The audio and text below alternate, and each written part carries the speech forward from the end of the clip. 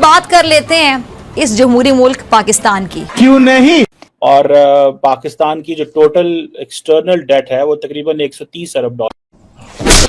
अब तो सच बोल दे कि वर्ल्ड बैंक की एक रिपोर्ट आई है और वर्ल्ड बैंक की ये रिपोर्ट ये बता रही है कि पाकिस्तान कितने बुरे तरीके से, किस बुरे तरीके से कर्जे तले दबा हुआ है। अब देखो तो सही, India is the pharmacy of the world. India is the IT hub. India has a Silicon Valley of its own.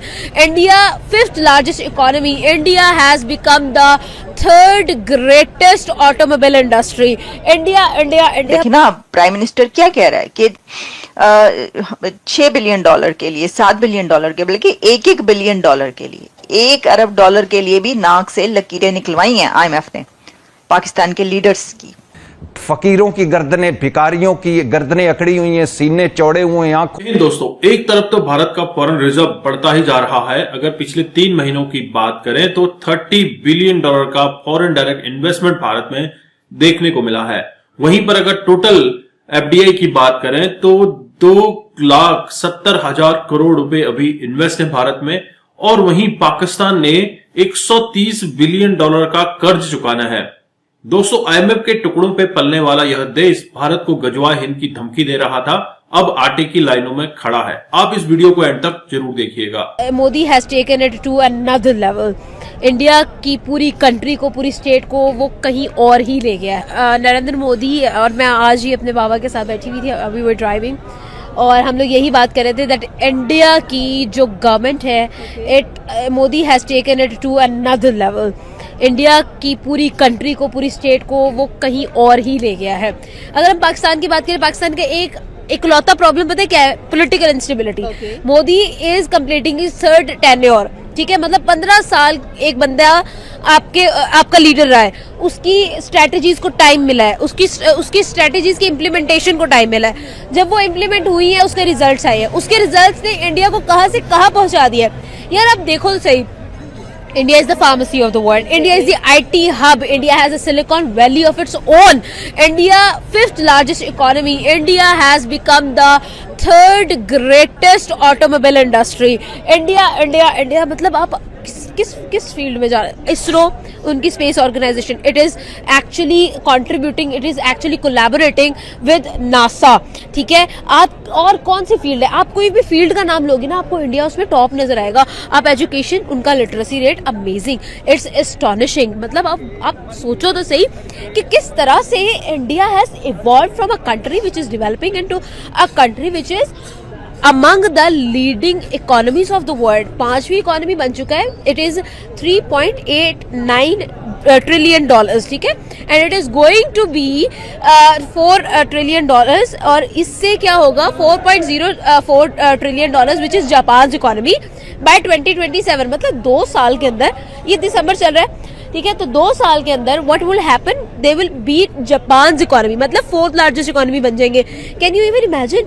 आप कभी सोच भी सकते हैं कि हम 4थी बड़ी इकोनॉमी कब बनेंगे? देखिए, हमेशा गिवन एंड टेक चलता है। अगर आपने कुछ लेना है तो आपको कुछ देना भी पड़ेगा, और इंडिया और उनकी इंडस्ट्री टिकी इस बेस पे है, भाई वो इंडिया में इन्वेस्ट करें, इंडिया अमेरिका में इन्वेस्ट करें। अमेरिका एक बड़ी इकोनॉमी है, इंडिया एक बड़ी इकोनॉमी है। देखिए, अमीर से हाथ मिलाएगा। अब इंडिया उठ के पाकिस्तान से क्यों नहीं हाथ मिला रहा, अमेरिका पाकिस्तान पे क्यों नहीं हाथ मिला रहा?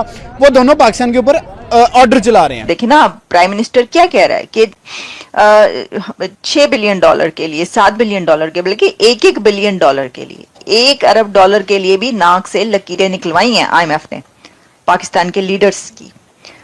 तो 29 बिलियन डॉलर, 29 बिलियन डॉलर्स आप कैसे पे करेंगे चाइना के? चाइना जो कहेगा आप करेंगे, आपको करना पड़ेगा, और चाइना जो कह रहा है वो आप कर रहे हैं। ये तो कुछ भी नहीं, ये तो इतना ज्यादा तो मतलब। अच्छा, फिर उसके बाद कुछ और, इसकी पहले बात कर लें आगे और क्या फिगर्स हैं। इसके बाद कौन सा बड़ा लैंडर है, क्रेडिटर, जो कि पाकिस्तान को कर्ज के तले दबा चुका है? The next in the line of bilateral partners was Saudi Arabia with its landing standing at 9.16 billion, 9.16 billion dollars हैं, accounting for 7% of the total external debt stocks as of 2023। तो 9 बिलियन डॉलर्स आपने Saudi Arabia के भी देने हैं। अच्छा, उसके बाद जब हम थोड़ा और नीचे उतर हैं, as per the report Pakistan external debt reached 130 $8.85 billion in 2023। Pakistan का सिर्फ 2023 के अंदर जो एक्सटर्नल डेट है, कर्जा है, वो 130 बिलियन डॉलर्स पर पहुंच चुका है। Can you imagine? This is unbelievable. 130 billion dollars external debt. This accounts for 352% of the country's total exports, and while 39% of country's gross national income.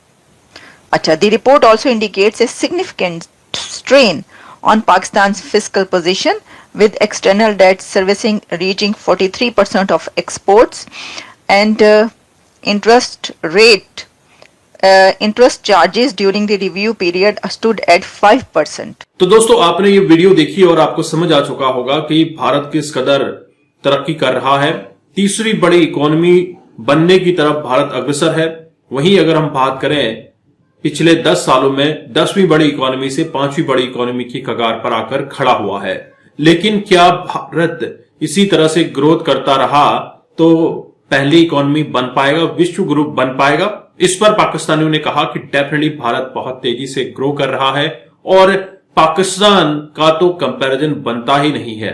Pakistan का कंपैरिजन अभी बांग्लादेश से किया जा सकता है, जो कि अगला पाकिस्तान बनने की तरफ अग्रसर है।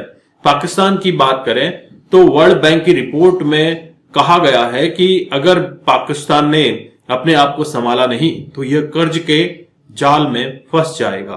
पाकिस्तान के पास अभी 130 बिलियन डॉलर का कर्ज पड़ा हुआ है और 1 बिलियन डॉलर के लिए पाकिस्तान अपनी पतलूने उतार देता है, अपनी नाकें रगड़ लेता है, लेकिन वह भी बड़ी मुश्किल से इनको शर्तों पे दिया जाता है। दोस्तों, क्या पाकिस्तान आतंकवाद या फिर गधे एक्सपोर्ट करके ही पैसा कमाएगा? पाकिस्तान के बारे में तरार साहब हमेशा से कहते आए हैं कि भैया अगर तुम्हें ग्रो करना है, अपने नेशन को डेवलप करना है, तो डेफिनेटली आपने एजुकेशन के ऊपर काम करना होगा।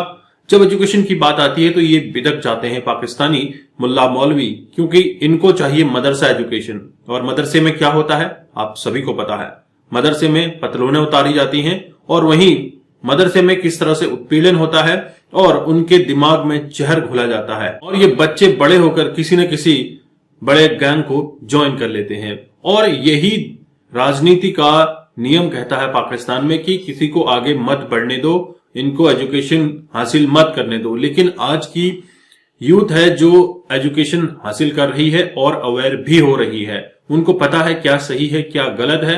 इसी तरह से अगर पाकिस्तान अपने आप को एजुकेट करता रहा तो कहीं ना कहीं बचने की उम्मीद बन सकती है।